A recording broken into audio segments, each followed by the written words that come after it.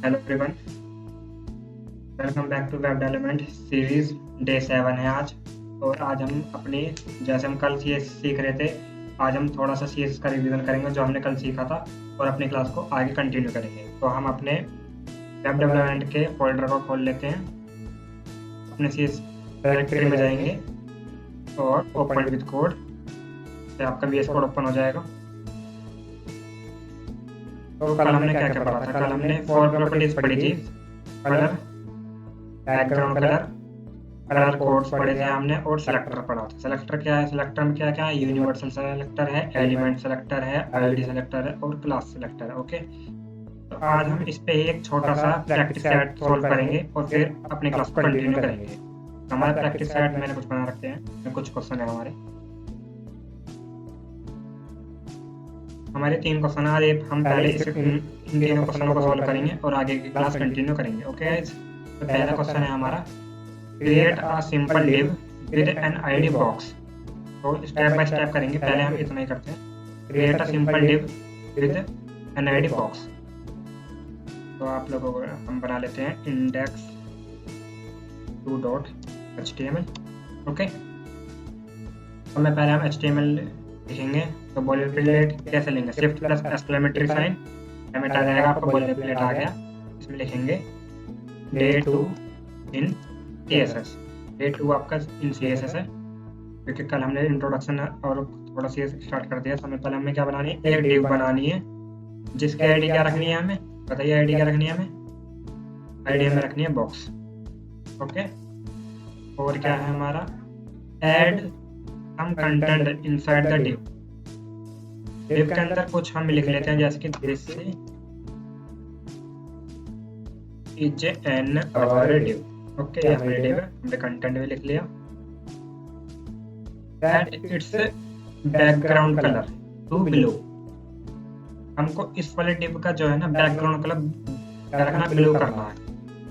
तो हम अपनी, आप लोगों को पता ही है कि हमें सीएस के कैसे कैसे लिख सकते हैं। इनलाइन लिख सकते हैं, हम यहाँ पे लिख सकते हैं, और इंटरनल सीएस हम यहाँ पे स्टाइल टैग का यूज करके यहाँ पे लिख सकते हैं। लेकिन फॉर अ गुड प्रोग्रामिंग हम हमेशा क्या करेंगे?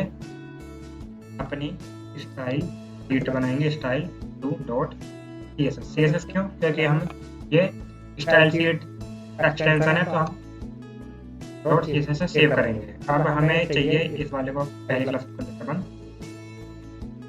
अब देखो, मैं इसको कैसे सेलेक्ट कर सकता हूँ? हमने कल पढ़ा था, मैं एक तो डिव से सेलेक्ट कर सकता हूँ इसको। लेकिन अगर मैं डिव से सेलेक्ट करूंगा तो आगे जितने भी इस HTML जितनी भी डिव होगी तो वो सब पे फॉल हो जाएगी। वो वैल्यू जो भी आप यहाँ पे CSS लिखोगे सबके लिए फॉल हो जाएगी। और मुझे सिर्फ इस बॉक्स, इस ये जो डिव बॉक्स है ना, बस ये जो हमने डिव बनाई है, पहले इस डिव को एक बार ऑनलाइन प्रीव्यू कर लेते हैं कैसे लग रही है हमारी डिव। वो लाइव कर लिया है हमने। ये आपकी डिव है, ठीक है। अभी आपने डिव में इसमें विड्थ हाइट अभी नहीं दिया आपने, ओनली बस दिखा। देखो ये डिव दिख रही है आपको, ये इतनी पूरी डिव है। डिव के अंदर आपका ये डिव है, ये आपका कंटेंट है। ओके, और मुझे इसका बैकग्राउंड कलर क्या करना है? ब्लू करना है। तो मैं क्या लिखूंगा? मैंने आपको बताया था, एक होते हम आईडी से कॉल कर सकते हैं, और एक हम डिव के जो जो देखो ये कहाँ है, एलिमेंट सेलेक्टर का मैंने पढ़ा था ना, एलिमेंट सेलेक्टर। एक तो यूनिवर्सल सेलेक्टर, एक हो गया एलिमेंट सेलेक्टर, एक हो गया आईडी सेलेक्टर और एक क्लास सेलेक्टर। तो हम इसका यूज करेंगे। इसमें हमारी आईडी कॉल होगी, आईडी का नाम है बॉक्स। तो हम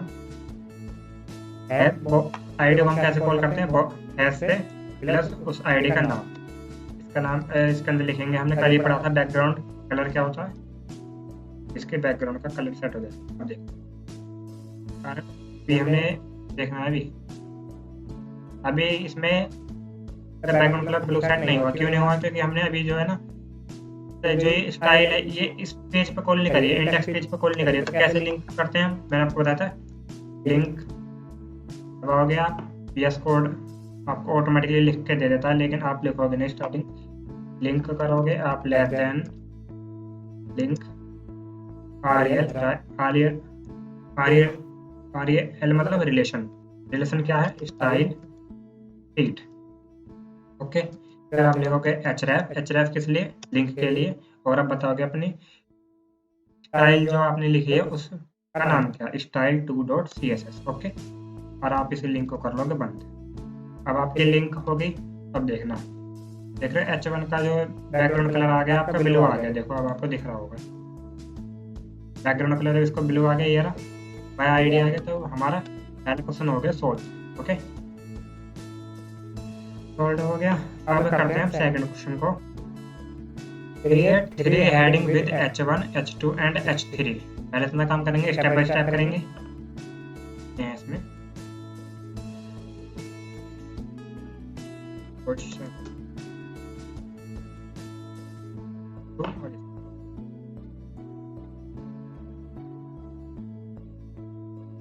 ओके,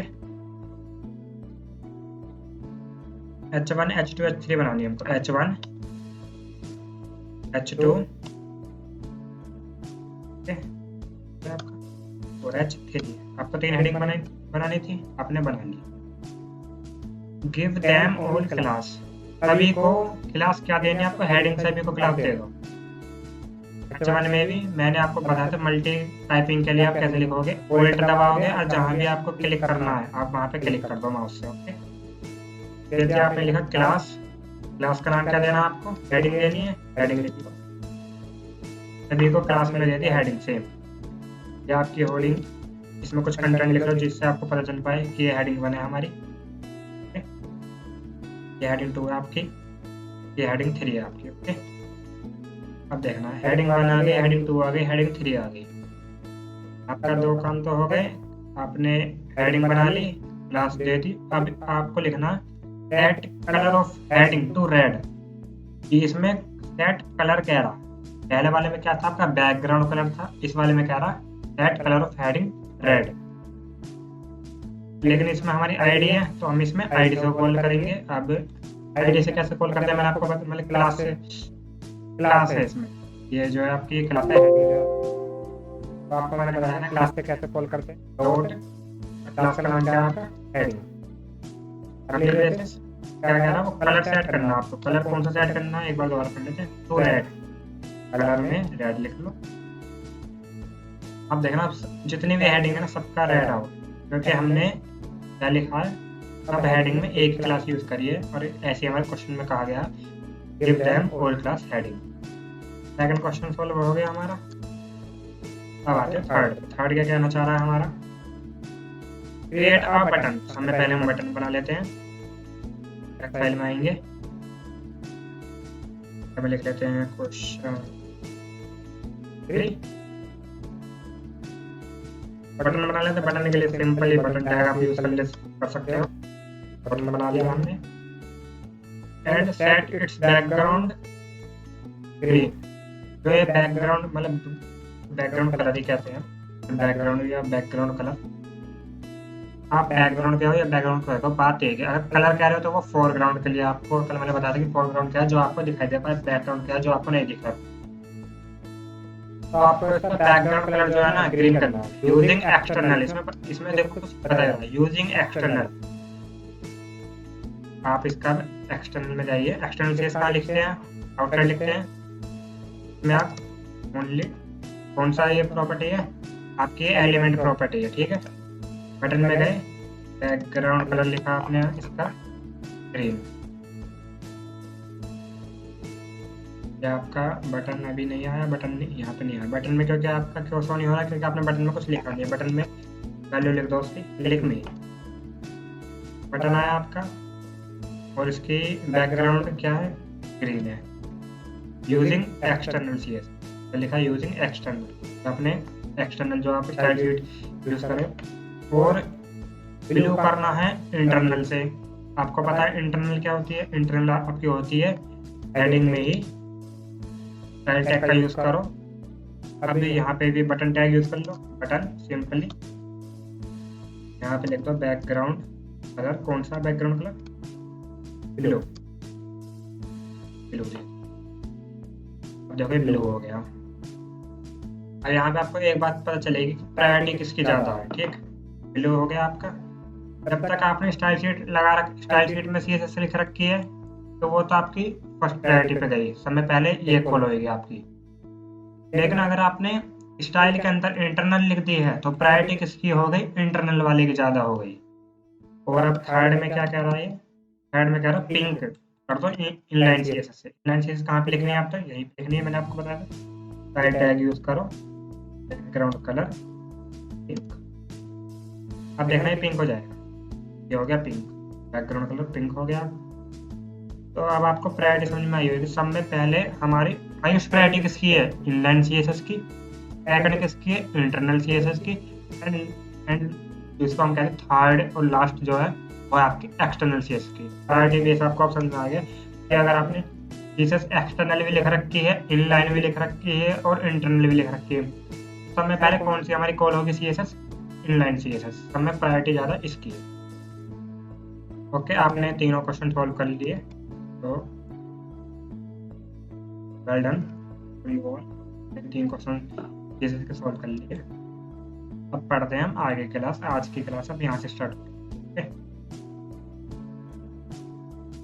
कल हमने कुछ टैग पढ़ लिए थे, आज और प्रॉपर्टीज पढ़ेंगे। आज पढ़ेंगे टेक्स्ट प्रॉपर्टीज।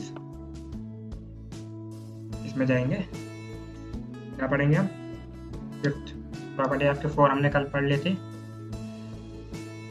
कलर प्रॉपर्टी नहीं, कलर नहीं, कलर तो हमने पढ़ लिया। Text properties, okay. तो फिफ्थ आपकी जो टेक्स्ट प्रॉपर्टीज है उसमें आती है सब में पहले टेक्स्ट अलाइन। जैसे कि इसको हम सब, इसको मैं कर देता हूँ कमेंट आउट, और जो भी मैंने HTML में लिखा है इसको भी कर देता हूँ मैं कमेंट आउट। ये इसको मैंने सबको कर लिया, कमेंट कर लिया है, ठीक है। इसको भी मैं कमेंट कर देता हूँ। आपका आप देखना तो आपकी कौन सी फाइल थी, तो हो गया, कोई बात नहीं, एक बार चालू कर लेते हैं दोबारा से। ओके, अब ब्लैंक सीएसएस है आपकी। ओके, टेक्स्ट प्रॉपर्टी में आते हैं।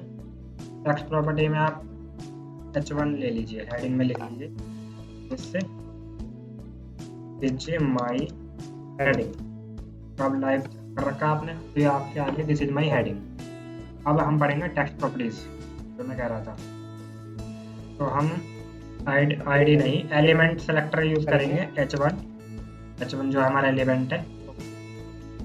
अभी हम लिखेंगे टेक्स्ट अलाइन। सब में पहली प्रॉपर्टी हमारी टेक्स्ट अलाइन पढ़ रहे हैं। टेक्स्ट अलाइन में क्या है, स्टार्ट है, स्टार्ट में देखना आप, स्टार्ट में कुछ हुआ नहीं हुआ, ये आप देखना, डिफरेंस आपको खुद ही चल जाएगा। स्टार्ट में कुछ नहीं हुआ, मैंने लिखा सेंटर। तो आप देख रहे हो आपकी हेडिंग, तो आपको पता ही ब्लॉक एलिमेंट है आपका कि इसको पूरी विड्थ चाहिए, जितनी भी स्पेस है अवेलेबल है पूरी स्पेस चाहिए इसको। आप H1 में गए, ये देखो, ये जो अब मैंने H1 पे होल्ड करके रखा, जो आपको दिख रहा है ना ब्लू, थोड़ा ब्लू पार्ट जो दिख रहा है वो आपकी हेडिंग है। हेडिंग में पूरा स्पेस कवर कर लिया, जितना भी उसको मिल रहा सारा रिक्वायर्ड ले लिया, पर आपका जो टेक्स्ट लिखा गया है वो सेंटर में आ रहा है। ये क्या है, टेक्स्ट अलाइन प्रॉपर्टी, कि मेरा जो टेक्स्ट अलाइन है उसको सेंटर कर दो। अगर जैसे मैं एंड कर देता हूँ तब देखो, तब मैं लास्ट में चला गया। तो आपने क्या क्या पढ़ा, टेक्स्ट अलाइन प्रॉपर्टी पढ़ी। ओके, एक आती है आपकी text decoration.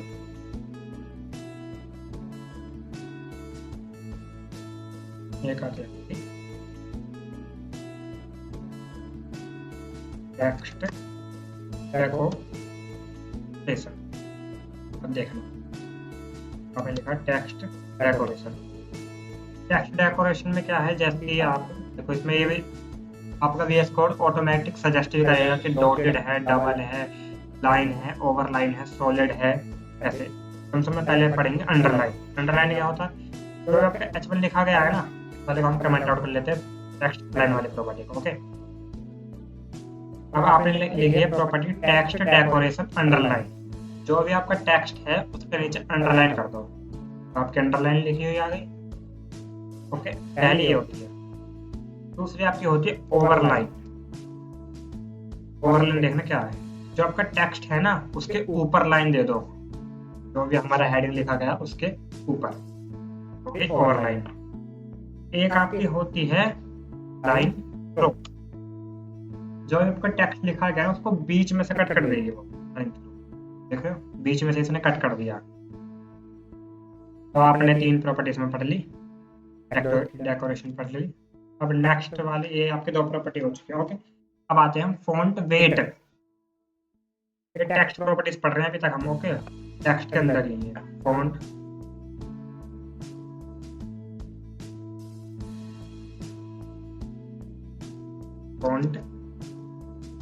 Wait. Font weight क्या कि देखो VS कोड, जैसे मैं आपको कह रहा हूँ जो भी आप चीज लिखोगे ना तो आपका VS कोड ना ऑटोमेटिकली सजेस्ट करेगा, तो जिससे आपको थोड़ा लर्निंग में आसानी होगी। तो देखो फॉन्ट वेट की जो वैल्यू है 100 से 900 तक चलती है, और bold, bolder, lighter, bold, bolder, lighter, normal, और बस यही है। तो ये नॉर्मल के बाद जो आ रही है आपकी वैल्यू नहीं है, बस यही है आपकी 100 से लेकर 900 तक, बोल्ड, बोल्डर, लाइटर और नॉर्मल। आप देखना, अगर मैंने फॉन्ट वेट करा 100, देख लो वैसे तो ये H1 टैग था आपका, पर H1 टैग में देख लो फॉन्ट का वेट कितना हो गया, हल्का हो गया। अब आप यहाँ से देखना, मैं यहीं से चेंज करूंगा, ठीक है। 100 था तो ऐसा है, 200, 100, 100 दिख रहा है आपको, थोड़ा थोड़ा देखिए, 300, 400, 5 देख रहे हो, हल्का हल्का दिखेगा आपको। 6 देखो, 500 का भी कर लीजिए, मतलब फॉन्ट वेट कितना था, बहुत हल्का था। मैं थोड़ा जूम भी करता हूँ जो आप,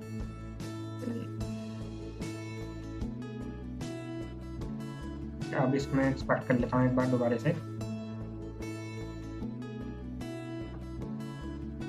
फॉन्ट वेट ये आपका 5, 100 इतना। अब देखिएगा आपको, ये देखना, ये आपका G यहाँ तक आ रहा है, ठीक है। ये फॉन्ट वेट 100 का है।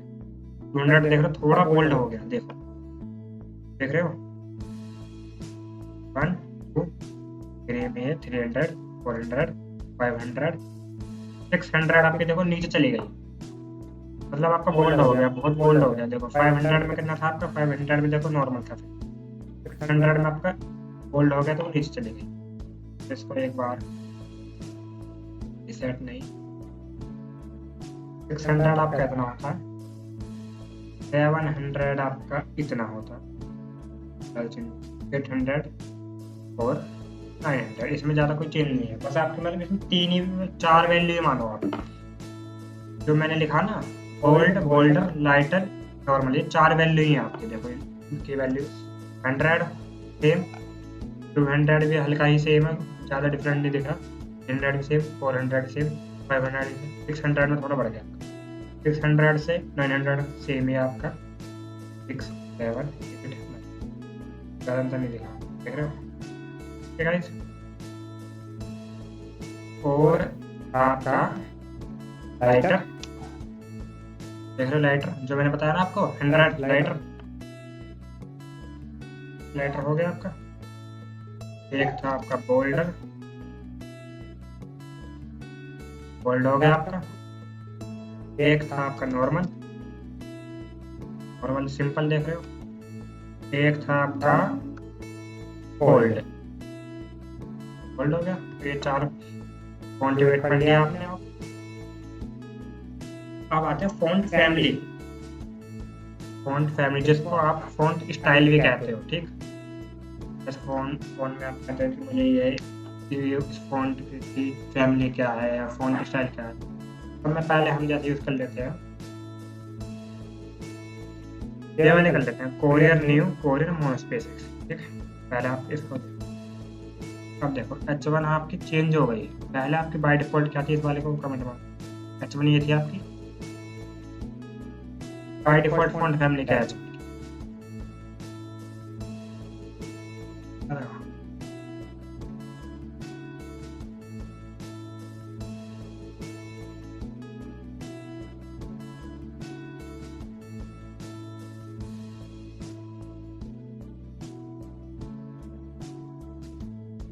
बाय डिफॉल्ट करने बता, अब देखना, ये आपने फॉन्ट फैमिली एक बार कमेंट मार के देखते हैं क्या। ये था आपका सिंपल, जो आपकी सिंपल फॉन्ट फैमिली है, सिंपल ये है आपकी, जो आपके ब्राउजर की फॉन्ट फैमिली है। अब हमने अपनी फॉन्ट फैमिली लगा दी। फॉन्ट फैमिली क्या लगा दी हमने, कोरियर न्यू, कोरियर न्यू के अंदर कोरियर मिलती है हमारे सिस्टम हमने अपने ब्राउजर को कह रहे हैं कोरियर न्यू एक फॉन्ट फैमिली है, इसके अंदर अगर कोरियर फॉन्ट स्टाइल मिलती है तो कोरियर दो, अगर कोरियर भी नहीं है, देख रहे हो, कोरियर अगर नहीं है तो मोनोस्पेस दे दो, मोनोस्पेस भी नहीं है हमारे पास सिस्टम में तो नहीं आई मोनोस्पेस, मोनोस्पेस एक बार हटा देते हैं। ओके, करियर और मोनोस्पेस, ओके ठीक, आपने करियर डाला, करियर हटा दिया आपने, अब देखो आप मोनोस्पेस डाल दो। ओके, मोनोस्पेस आपने रिमूव कर दिया तो आपकी सिंपल हेडिंग अब आती है आपकी, इसको कमेंट मार देते हैं। तो अब मैं लगाता हूँ दूसरी फॉन्ट फैमिली, ठीक, अब मैंने लगाया जैसे कि times New Roman times serif. Okay, अगर आपके सिस्टम पर टाइम्स न्यू रोमन मिलती है तो ये अप्लाई करो, वरना टाइम्स करो, वरना सेरिफ करो।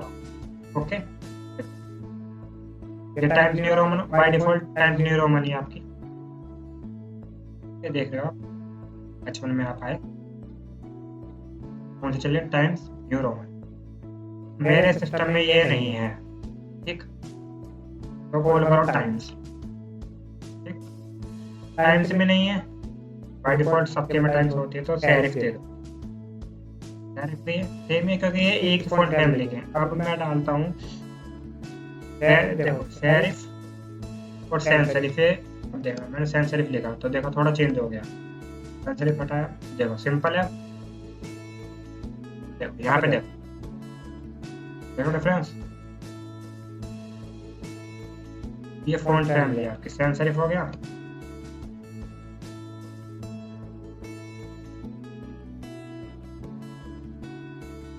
और एक सिस्टम यूआई एप्पल सिस्टम, हम मोस्टली इसको यूज करेंगे फॉन्ट फैमिली। सिस्टम की जो यूआई है, जो भी आपके सिस्टम में जो भी आपकी फॉन्ट फैमिली है उसके अंदर अगर एप्पल का सिस्टम है, एप्पल सिस्टम में फॉन्ट फैमिली है, इसको दिखाओ, अगर नहीं मिलती लिंक मैक सिस्टम फॉन्ट ये दिखाओ, नहीं मिलती कोई बात नहीं, ये तो आगे सिस्टम के अंदर। अब आते हैं हम सीगीओ यूआई, सीगीओ यूआई के अंदर रोबोटो मिलती है, ऑक्सीजन, उबुंटू, सेंट्रल, ये भी नहीं मिलती तो ओपन साइंस में आ जाओ, ओपन साइंस में नहीं मिलती हेल्वेटिका में आ जाओ, हेल्वेटिका भी नहीं मिलती, सैन सेरिफ सबके में होती है बाय डिफॉल्ट है। अब देखना, देख रहे हो आपकी चेंज हो रही है, हो गई ना चेंज, देखो ओके, तो ये आपकी फॉन्ट फैमिली थी। ओके, इसको भी हम मार देते हैं कमेंट, कोई मार देते हैं। अब आते हैं थोड़ी सी यूनिट पढ़ लेते हैं, unit in CSS, text decoration पढ़ लिया आपने, फॉन्ट वेट पढ़ लिया,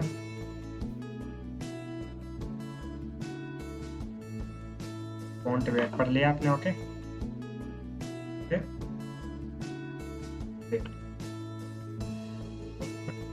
वेट पर पढ़े अभी आपने पढ़ी फॉन्ट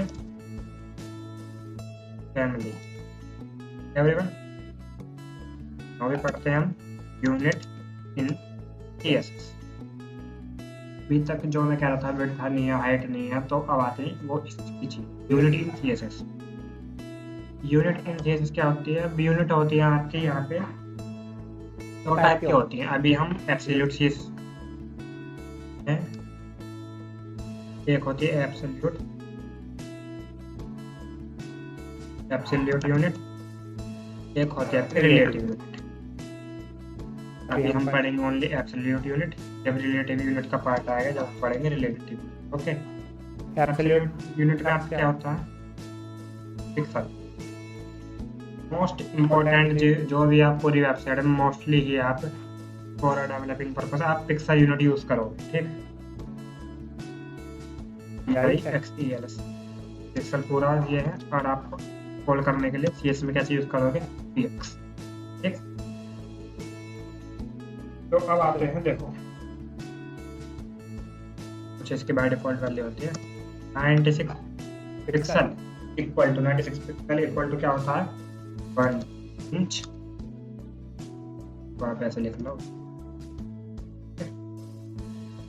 और 1 इंच क्या होता है आपका?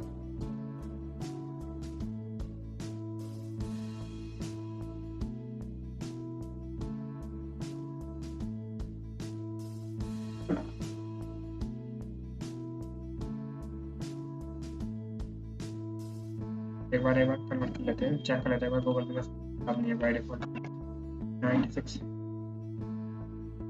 इंटू कितना चाहिए इंटू 20 कितना चाहिए हमें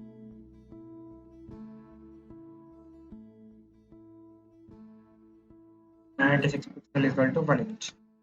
96 pixel is equal to 1 inch. And 1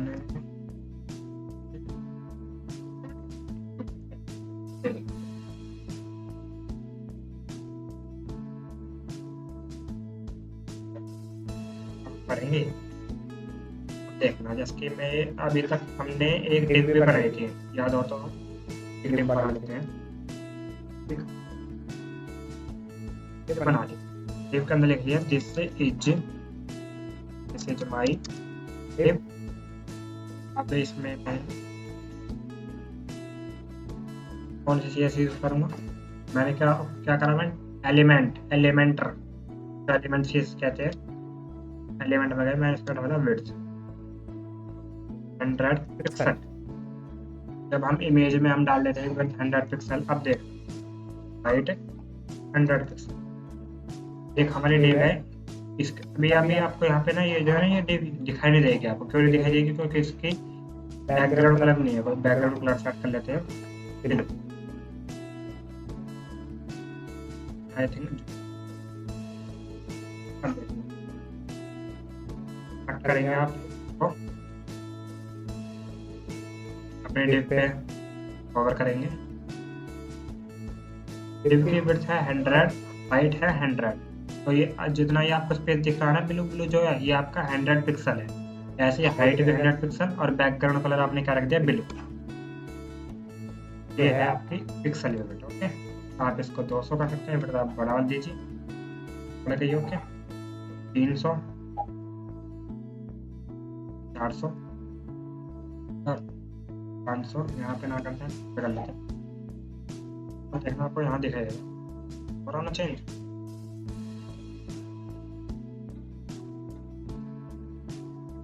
okay, तो ये है आपकी एब्सोल्यूट यूनिट इन CSS और पिक्सल। वोल्ट आपकी क्या लिख रखी 100, फिर तो आपकी स्क्वायर से आप जिससे भी मतलब आप वो शेप भी बना सकते हैं। अभी ये पढ़ेंगे नहीं है अभी,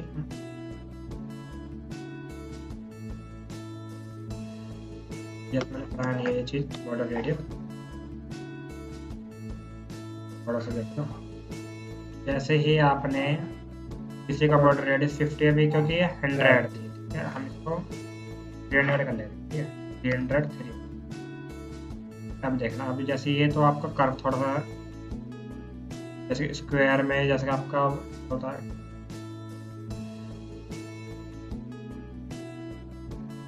डाइस जो होता है आपका डाइस शेप आ गई, थोड़ी सी यहाँ से रेडियस आ गया, थोड़ा सा कर्व आ गया, बॉर्डर रेडियस। अगर आप बॉर्डर रेडियस 50% डाल देते हो, अगर हाइट और विड्थ अगर आपकी इक्वल है, फिर आपने डाल दिया बॉर्डर रेडियस इक्वल टू 50, तो आपका सर्कल बन जाता है। ये आपका CSS की प्रॉपर्टी है, ये बाद में पढ़ेंगे। बॉर्डर रेडियस नहीं जाती है, अभी हमने जितना पढ़ा हम उसी पे रहेंगे। ठीक है, तो आपको ये और एक प्रॉपर्टी और पढ़ते हैं टेक्स्ट प्रॉपर्टीज में। हम ये पढ़ रहे थे टेक्स्ट प्रॉपर्टीज, टेक्स्ट डेकोरेशन पढ़ लिया हमने।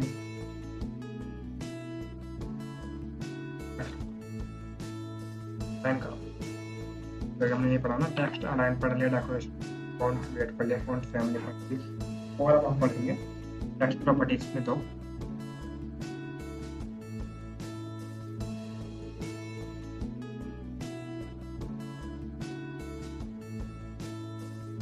ओके, आते हैं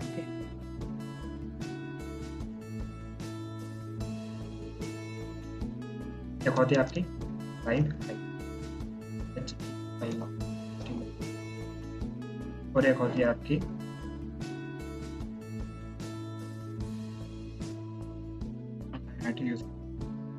H1 में गए हम हाइट, देखिए मैंने लिख दिया 50 पिक्सल। अभी आपको इसमें कुछ नहीं दिखेगा, ठीक है, पर जैसे कि H1 ना करते हुए हम पैराग्राफ में लिख लेते हैं लोरेम 50। मैंने आपको बताया लोरेम एक डमी टेक्स्ट है, सेव कर लिया आपने। पैराग्राफ में मेरे 50 वर्ड है और H1 ना करते हुए मैं इसको पैराग्राफ कर लेता हूँ, ठीक है। H1 के लिए कोई तो नहीं लिख रहा। ये आपका पैराग्राफ है, देखो बाय डिफॉल्ट आपका अगर आपने लाइन हेड नहीं लगाई है तो लिखना। हाँ, आपका पैराग्राफ तो दिख गया मेरे, जब आपको अंतर दिखे पैराग्राफ में गया। पैराग्राफ में अभी कुछ नहीं, ठीक है। जैसे ही मैं लाइन हाइट को 50 पिक्सल इनेबल करता हूँ, देख रहे हो, ये देख रहे हो पैराग्राफ की लाइन में 50 पिक्सल का क्या आ गया, स्पेस आ गया, लाइन हाइट 50 पिक्सल, देख सकते हो। देखना आपको ये पैराग्राफ है आपका, ये पैराग्राफ है आपका। और ये जो है ना, देखो मैंने इसमें कोई हाइट वेट दी नहीं है कि मुझे पैराग्राफ की हाइट चाहिए, पर नहीं, इसमें जो स्पेस आ गया 50 पिक्सल आ गया। क्यों? क्योंकि मैंने लाइन हाइट यहाँ पे लाइन हाइट यहाँ से दे दी, लाइन हाइट 50। अब देखो कैसे पता चलेगा, कैसे पता चलेगा 1 पिक्सल 1 पिक्सल। देखो लाइन हाइट 1 पिक्सल, मतलब दोनों लाइन में मुझे बस 1 पिक्सल स्पेस चाहिए, तो ओवरलैप कर रही है दोनों लाइन मेरी 10 पिक्सल। यहाँ से यहाँ तक का उसको स्पेस, यहाँ से मतलब फर्स्ट लाइन से दूसरी लाइन तक का स्पेस कितना आ रहा है, 10 पिक्सल।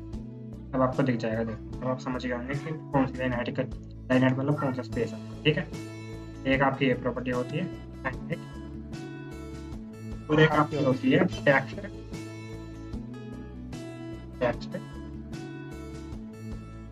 ट्रांसफॉर्म। अब देखना टेक्स्ट ट्रांसफॉर्म लिखा आपने। वैसे आपकी सारी प्रॉपर्टी आपको by default VS code find कर देगा, लेकिन हम मेन में पढ़ लेते हैं ट्रांसफॉर्म।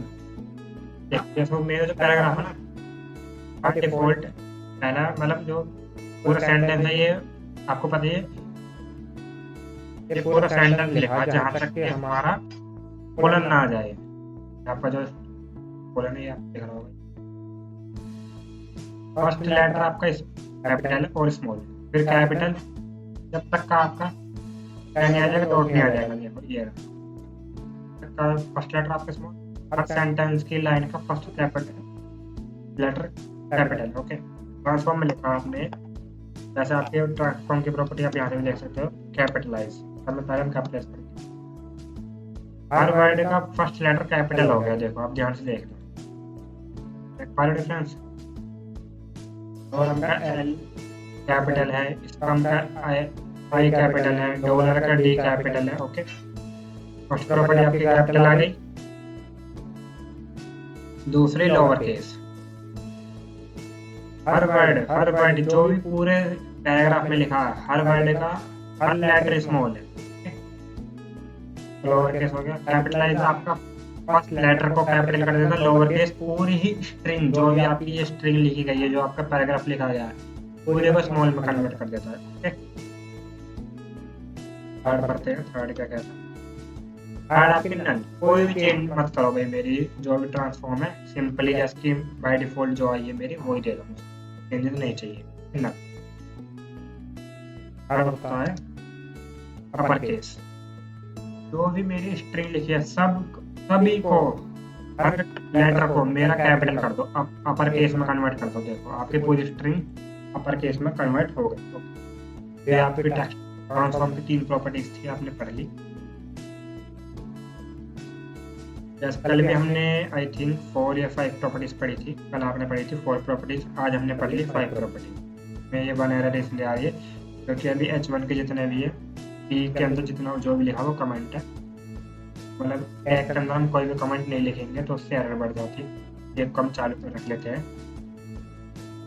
अब हम एक और इसके लिए भी थोड़ा सा प्रैक्टिस सेट सॉल्व कर लेते हैं हम। ओके, तो ओके गाइस, ये है हमारा प्रैक्टिस सेट 2। अब हम इसका फर्स्ट क्वेश्चन सॉल्व करेंगे। Create a heading centred on the home page, page. ठीक है, पहले हम समय पहले एक क्या बना लेते हैं, एक हेडिंग बनाते हैं, तो नाम लिख लेते हैं प्रैक्टिस। आप कुछ कर लेते हैं तो करा है, टेक्स्ट वाली फाइल में आएंगे, पहले को सबका कोड को कमेंट मार लेते हैं। 37 बोला क्रिएट अ हेडिंग। मैं हेडिंग बना लेते हैं सबसे पहले। हेडिंग किससे बनती है? H1 टैग से। H1 में लिख लेते हैं हेडिंग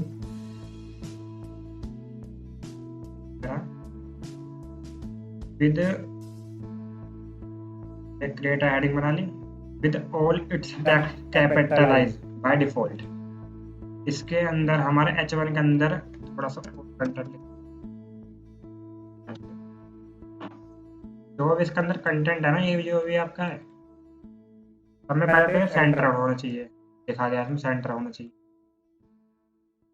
H1 आप पे ये है। तो मैंने क्या बताया, और इसका all text capitalise by default. H1 ही आपकी तो आप H1 को हम सेलेक्ट करेंगे इस वाले से कमांड मारते थे, ठीक है। कमांड ऐसा कर लेते हैं।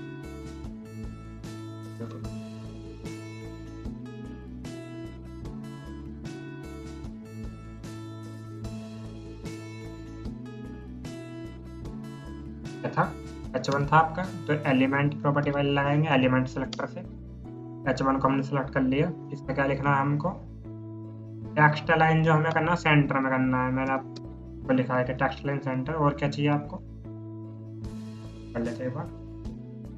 And all its text capitalise by default.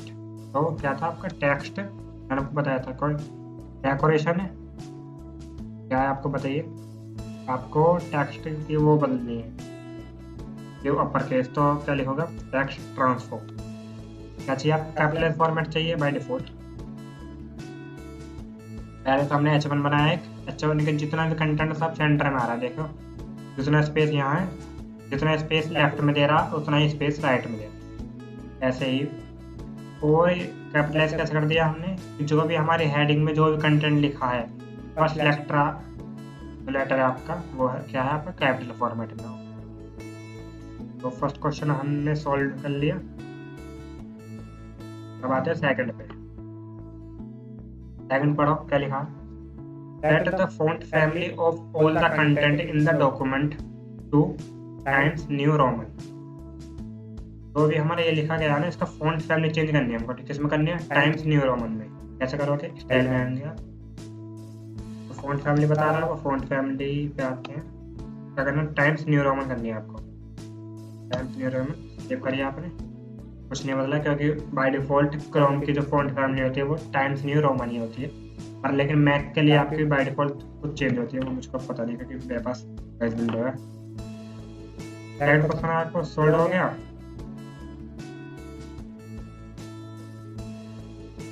आगे पढ़ते हैं। Create one div inside another div. क्या कह रहा है? Create one div inside another div. तो मतलब आपको एक डिव बनानी है। सब में पहले तो एक डिव बना लिया, इसके अंदर ही डिव बनानी है, ठीक है। Create one div inside another div. Okay, तो डिव हो गई आपकी। Set ID and text outer के फॉर फर्स्ट वन के लिए आपको आईडी क्या रखनी है? आउटर रखनी है। ओके, एंड सेट आपको आईडी रखनी है पहले फर्स्ट वन डिव के लिए जो तो रखनी है आउटर, एंड सेकंड वाले के लिए डिव, सेकंड वाले के लिए इनर। ओके, पहले वाले डिव की हो गई आपकी आईडी। क्या हो गई आपकी? आईडी हो गई आपकी आउटर, एंड जो सेकंड डिव है उसकी आईडी क्या रखनी है आपको? इनर। आईडी भी सेव हो गई। ओके, और इसमें लिख रहा है टेक्स्ट भी आउटर लिखना, तो टेक्स्ट भी लिख लेते हैं हम। पहले वाले डिव का टेक्स्ट हो गया आउटर, ये आपके, और इस वाले के लिए हो गया इनर। आपको पता चलता है कि आपकी दो आईडी है, एक डिव है, एक आउटर डिव है, एक इनर डिव है। पहले वाले कौन सा? एक और क्या कह रहा है ये? कर लेते हैं। हमने यहाँ तक कर लिया। फॉर सेकंड वन तक inner set the outer div text size 25 and inner 10। Okay, मैं फॉन्ट साइज मतलब ये फॉन्ट साइज की बात कर रहा हूँ। ओके, तो अभी हमने पढ़ा था फॉन्ट साइज, मैंने पढ़ा नहीं पड़ा, कोई बात नहीं, आप आओगे नहीं आएंगे हम। इसके लिए आईडी से हम डिव से सेलेक्ट कर सकते हैं। अगर आप डिव से सेलेक्ट करोगे तो बाय डिफॉल्ट दोनों डिव के लिए एक ही प्रॉपर्टी हो जाएगी, लेकिन क्वेश्चन में कहा गया है कि आईडी से कॉल करना, ठीक है। तो हम आईडी कैसे कॉल करेंगे, हेड से। पहले के लिए आउटर फॉन्ट साइज कितना कहा गया, 25 pixel I think, for outer div and for inner div कितना करना है हमें font size, I think 10 pixel.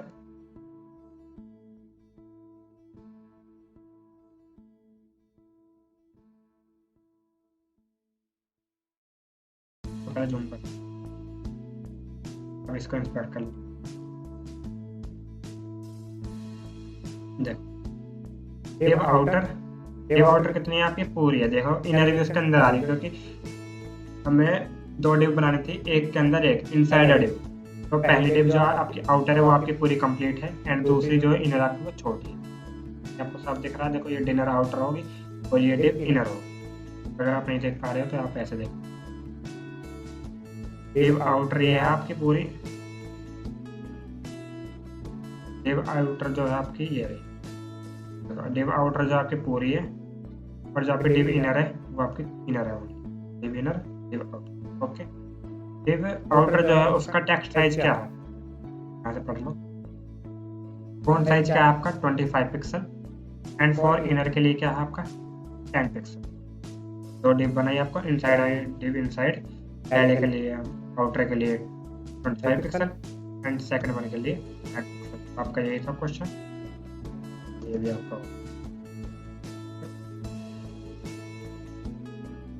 तो आज आपने तो प्रैक्टिस क्वेश्चन, मतलब अब हम रोज प्रैक्टिस सेट भी करेंगे, जो भी हम पढ़ेंगे उसी के ऊपर हम थोड़े से प्रैक्टिस क्वेश्चन सॉल्व करेंगे। तो आपने देखा अभी आपकी 10 प्रॉपर्टीज कंप्लीट हो चुकी हैं आज। अगर आपने 5 पढ़ी, आज आपने 5 पढ़ ली, तो आपकी 10 प्रॉपर्टीज कंप्लीट हो चुकी है इन CSS। तो मिलते हैं कल के क्लास में। Bye bye guys, take care, love you all. आज के लिए इतना ही रखते हैं, बाय बाय।